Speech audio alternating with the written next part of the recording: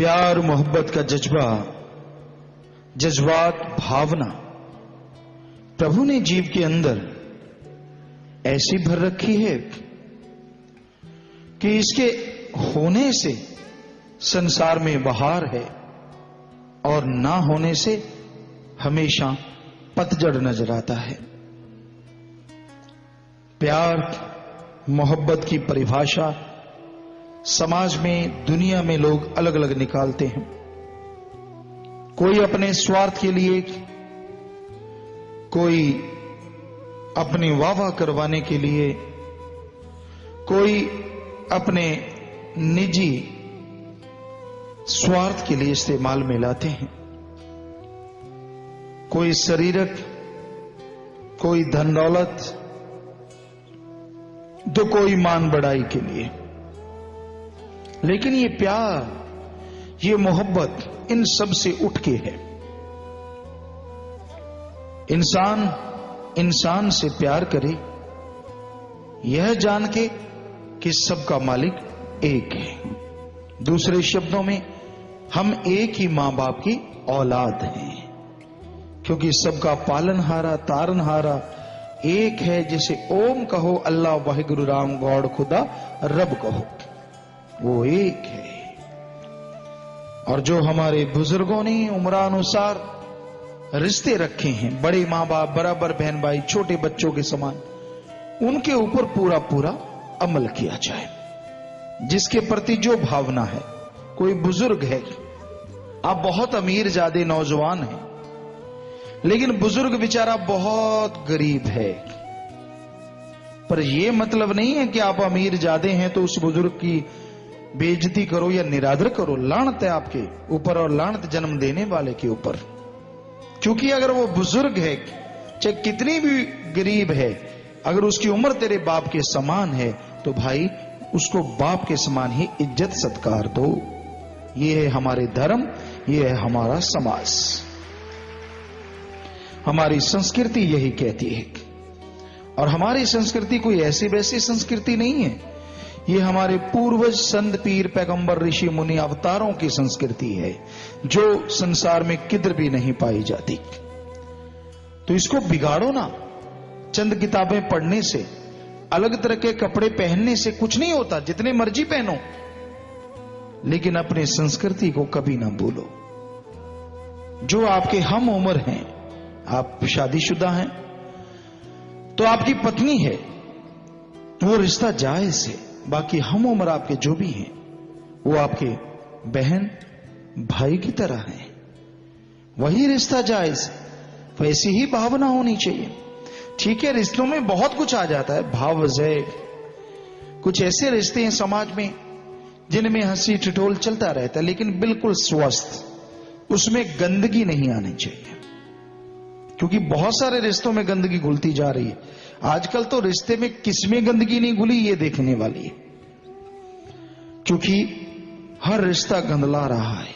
लेकिन कुछ रिश्ते बड़े नाजुक होते हैं, भावज है, जीजा है, या कुछ रिश्ते हमारे समाज में माने जाते हैं कि बड़े ही नाजुक होते हैं, बुजुर्गवार कहा करते।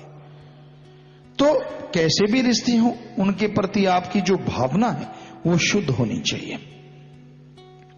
ये हमारे समाज का असूल है। छोटे हैं, उन्हें अपने बच्चों के समान इज्जत दो, सत्कार करो। तो ये तभी संभव है जब प्रेम का मादा अंदर होगा। अगर प्यार नहीं, मोहब्बत नहीं, तो गंदा प्यार, और उसका एक ही मकसद होता है काम वासना की तृप्ति।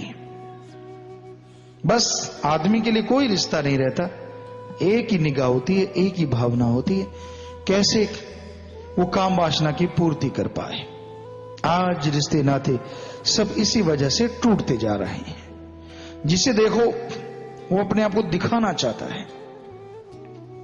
अगर उसका शरीर अच्छा है, मजबूत है, तो वो दिखाना चाहता है, बताना चाहता है कि मैं मजबूत शरीर का स्वामी हूं। क्यों? क्या वैसे नजर नहीं आता? सिर्फ इसलिए कि वो अट्रैक्शन पैदा कर सके। बुरा ना मानिएगा, पर हमारा ये नजरिया है।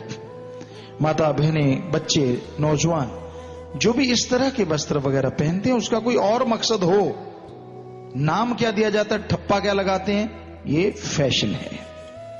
हकीकत ये है अट्रैक्शन के अलावा और कुछ भी नहीं है। सिर्फ दिखाया जाता है कि ताकि एक दूसरे के प्रति, नर मादा के प्रति अट्रैक्शन पैदा हो जाए, और फिर जब कोई बोलता है तो झगड़े के लिए तैयार हो जाता है। तो ये समाज में टूटती हुई संस्कृति की कड़ियां हैं। हमारी संस्कृति जो टूट रही है, बिखर रही है, धर्मों की दी गई संस्कृति, महापुरुषों की दी गई संस्कृति, इसको संभालना अति जरूरी है। जरूर संभालिए, प्यार मोहब्बत के साथ, मालिक की भक्ति इबादत के साथ, ताकि आपको अपने विचारों पे कंट्रोल करना आ जाए। क्योंकि विचार ही तो हैं जो आदमी को बहा के कहीं से कहीं ले जाते हैं, और आदमी उन विचारों पे अमल करता है तो पापी गुनाहगार बन जाता है, रिश्ते नाते टूट जाते हैं, सब कुछ बिखर जाता है। तो इसलिए विचारों पे कंट्रोल करना जरूरी है। बैर ईर्ष्या नफरत छोड़ो, प्रेम का नाता सबसे जोड़ो, प्रेम बराबर चीज ना कोई, सब रोगों की दवाई। परम पिता शास्त्राम जी दाता रहवर ने साफ साफ लिखा है, ईर्ष्या नफरत द्वेष द्वेष ये सब त्याग दो। कौन है दूसरा, आप अपनी जिंदगी जियो। कौन क्या कर रहा है, बुरा कर रहा है तो रोकने की कोशिश करो। अगर आगे से कोई लड़ाई झगड़ा करता है तो चुप हो जाओ, मालिक से प्रार्थना करो, झगड़े से बच के रहो। आपका फर्ज है सबको अच्छा बनाना, पर उससे पहले अपने आप को सबसे अच्छा बनाना। अगर आप में त्रुटियां हैं, आप में कमियां हैं, गलती है, तो दूसरों की मत सुधारिए, पहले अपने आप की सुधारा करो। क्योंकि अगर आप अपने आप को सुधारोगे तो बहुत बड़ा समाज का हिस्सा अपने आप सुधरता जाएगा, और उसको देख देख के दूसरे लोग भी सुधरना शुरू हो जाएंगे। आप सत्संगी हैं, लोगों से ठगी मारते हैं, लोग क्या सोचेंगे, क्या इनका गुरु ये सिखाता है? आप सत्संगी हैं, लोगों की जमीन जायदाद दबा लेते हैं, लोग क्या कहेंगे, गुरुजी ये शिक्षा देते हैं? आप सत्संगी हैं, गाली गलौज करते हैं, बात बात पे झगड़ने को तैयार रहते हैं, गुरु लोग क्या कहेंगे, गुरुजी झगड़ना सिखाते हैं। अरे आप सत्संगी हैं, आपका व्यवहार बुरा है, लेते हो तो वापस देते नहीं, और देते हो तो झगड़ा करते हो।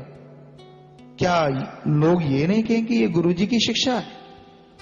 इसलिए जब आप मुरीद बन गए हैं, शिष्य बन गए हैं, तो सोचा करो कि हमारा सतगुरु पीर फकीर क्या कहता है, उसके अनुसार चलोगे तो दोनों जहां की खुशियां इसी जहान में मिलेंगी, और दोनों जहां में नाम अमर हो जाएगा।